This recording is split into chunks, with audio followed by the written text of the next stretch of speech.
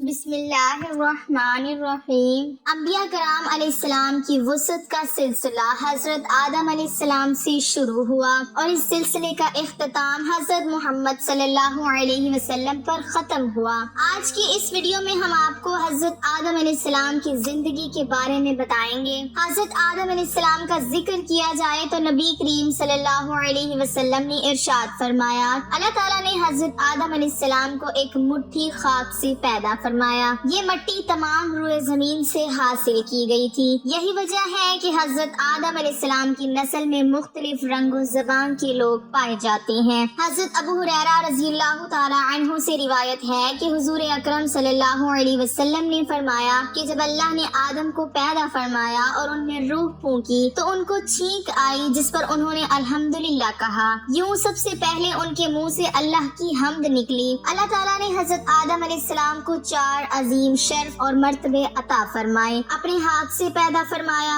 روح پھونکی، فرشتوں کو سجدہ کرنے کا حکم فرمایا، اشیاء کے ناموں کے علم سے سرفراز فرمایا۔ یہ حضرت آدم علیہ السلام کی پیدائش کا واقعہ ہے۔ حضرت آدم علیہ السلام کی پیدائش کا ذکر تو ہم نے کر ہی دیا، اور حضرت آدم علیہ السلام اور حوا علیہ السلام کی جنت میں ذکر کے بارے میں بتاتے ہیں۔ یوں تو جنت میں تمام آسائشیں، نعمتیں موجود تھیں، لیکن اس کے باوجود حضرت آدم علیہ السلام تنہائی اور اجنبیت محسوس کرتے تھے۔ چنانچہ اللہ تعالیٰ نے ان کی تنہائی دور کرنے کا بندوبست فرماتے ہوئے حضرت حوا علیہ السلام کو پیدا فرمایا۔ محمد بن اسحاق حضرت ابن عباس رضی اللہ تعالی عنہ سے روایت کرتے ہیں کہ حضرت حوا علیہ السلام کو حضرت آدم علیہ السلام کی بائیں طرف کی چھوٹی پسلی سے پیدا کیا جبکہ وہ سو رہے تھے۔ پھر اللہ تعالیٰ نے حضرت آدم علیہ السلام کو حکم فرمایا کہ وہ اور ان کی بیوی جنت میں سکون فرمائیں اور جہاں سے چاہو بلا روک ٹوک کھاؤ، لیکن اس درخت کے پاس نہ جانا، ظالموں میں سے ہو جاؤ گے۔ حضرت آدم علیہ السلام اور حضرت حوا علیہ السلام بڑے آرام و سکون سے جنت میں رہنے لگے۔ روایت میں ہے کہ حضرت آدم علیہ السلام 100 سال یا 60 سال جنت میں رہے۔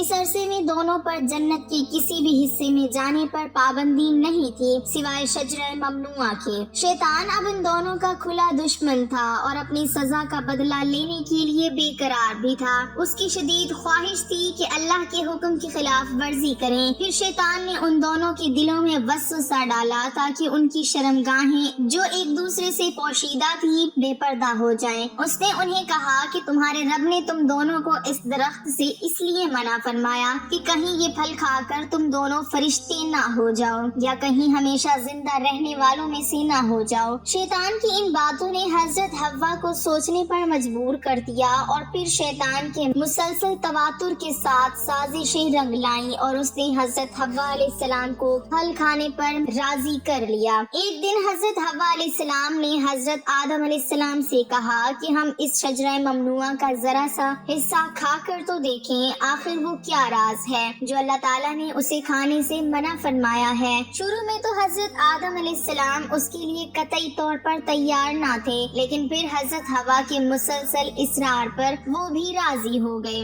ابھی ان دونوں نے پھل کو پوری طرح چکھا بھی نہ تھا کہ ان کی سطرگاہیں ایک دوسرے پر عیاں ہو گئیں۔ اس پر دونوں بدحواسی اور پریشانی میں جنت کے درخت کے پتوں کو توڑ توڑ کر اپنا بدن چھپانے لگے۔ اللہ نے دونوں کو پکارا اور فرمایا کہ میں نے تمہیں منع کیا تھا کہ اس درخت کا پھل نہ کھانا اور شیطان کے ورغلانے میں نہ آنا، یہ تمہارا کھلا دشمن ہے۔ دونوں نے جب اللہ کی پکار سنی تو مارے خوف الہی کے کانپ اٹھے۔ نہایت لاچارگی اور عاجزی سے اپنی خطا پر نادم و شرمندہ ہوتے ہوئے بارگاہ خداوندی میں عرض کیا، اے ہمارے رب، ہم دونوں سے بہت بڑی غلطی ہو گئی ہے۔ اب اگر آپ نے ہم پر رحم و کرم نہ کیا اور معاف نہ فرمایا تو ہم تباہ و برباد ہو جائیں گے۔ حق تعالیٰ نے فرمایا کہ اب تم دونوں ایک خاص مدت تک زمین پر ہی رہو گے جہاں تم ایک دوسرے کے دشمن ہوں گے اور وہاں ہی مرنا ہے اور اسی سے پھر پیدا ہونا ہے۔ چنانچہ دونوں کو زمین کی طرف روانہ کر دیا گیا۔ روایت میں ہے کہ حضرت آدم علیہ السلام کو ہند،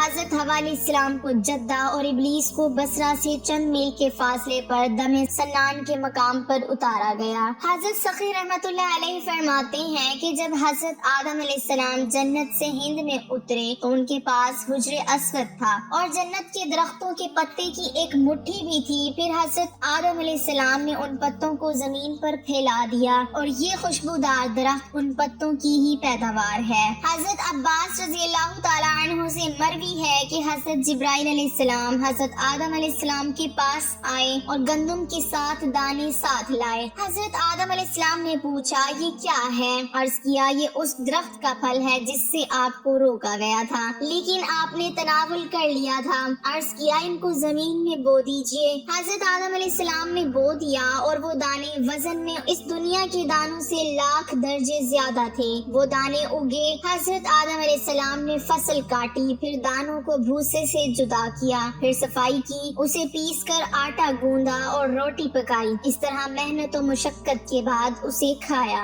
اب در حقیقت جو سوال تھا اس سوال کی طرف آتے ہیں کہ حضرت حوا کتنی بار حاملہ ہوئی اور کتنے بچوں کو انہوں نے جنم دیا۔ حضرت آدم اور حوا جنت میں ناز و نعمت میں تھے، لیکن ابلیس جو کہ سانپ کے منہ سے بولتا تھا اس نے مور کی مدد سے دھوکہ دیا اور ممنوع پھل کو پہلے حوا اور اس کے بعد آدم نے کھایا۔ روایت میں ہے کہ تب تک آدم کا عقل سالم تھا، اس نے یہ ممنوع پھل نہیں کھایا۔ اس کے بعد حضرت حوا نے حضرت آدم کو شراب پلائی، پھر اسے اس درخت کے پاس لے گئی اور اسے ممنوع پھل کھانے کے لیے کہا۔ یعنی یہ مختلف قسم کی روایتیں ہیں۔ آدم اور حوا امر الہی کی مخالفت اور ممنوع پھل کو کھانے کے بعد جنت سے باہر نکالے گئے۔ مستحق سزا کے علاوہ حوا کو اور اس کے بعد دوسری تمام عورتوں کو بہت سی سزائیں جیسا کہ ماہواری، حمل، زچگی کا درد دی گئی۔ جنت سے نکالے جانے کے بعد آدم ہندوستان میں اور حوا جدہ میں اتری اور توبہ کے بعد عرفات کے مقام پر ایک دوسرے سے ملاقات کی۔ انہوں نے حج کے بعد